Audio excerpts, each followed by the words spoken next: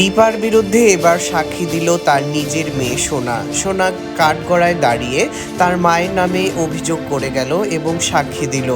উকিল যখন সোনাকে প্রশ্ন করতে থাকে সে খুন করতে দেখেছে কিনা, তখন সোনা সবকিছু বলে যে তার মা দীপাই হত্যা করেছে। অনুরাগের ছোঁয়া ধারাবাহিকটির প্রতিদিনের আপডেট পেতে চাইলে আমার চ্যানেলটি সাবস্ক্রাইব করে নিন এবং ভিডিওটির শুরুতেই একটি লাইক দিয়ে সম্পূর্ণ দেখতে থাকুন। অনুরাগের ছোঁয়া ধারাবাহিকের আজকের পর্বে দেখা যায় যে আদালতে দীপার বিরুদ্ধে সাক্ষী দিচ্ছে তার নিজের মেয়ে। সোনা যখন দীপার বিরুদ্ধে সাক্ষী দিচ্ছে তখন রূপা বসে থেকে কান্না করছে এবং বলছে, হিংসেকুটি তুমি এটি কি করলে, তুমি কেন মার নামে মিথ্যা সাক্ষী দিচ্ছ।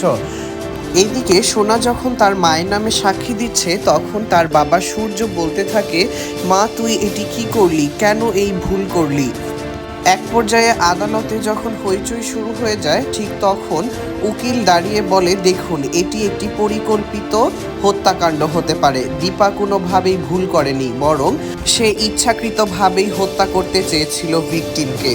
নিজের মায়ের নামে সাক্ষী দেওয়ার পরেই দেখা যায় যে রূপার মাথা ঘুরতে থাকে এবং রূপা মাথা ঘুরতে ঘুরতে আদালতে যখন পড়ে যেতে থাকে তখন দীপা দৌড়ে গিয়ে তার মেয়েকে আগলে ধরে এবং বলে যে তোর মা তোর সাথেই আছে, তোর কিছুই হবে না। সোনা তখন দীপাকে জড়িয়ে ধরে বলে, মা আমি তোমার নামে সাক্ষী দিয়েছি, এখন তো তোমাকে শাস্তি দেবে, এখন আমাদের কি হবে।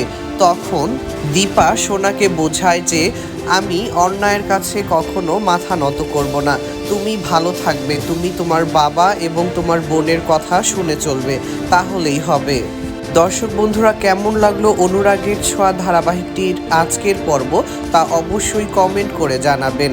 আর যারা আমার চ্যানেলে নতুন তারা সাবস্ক্রাইব করতে একদম ভুলবেন না।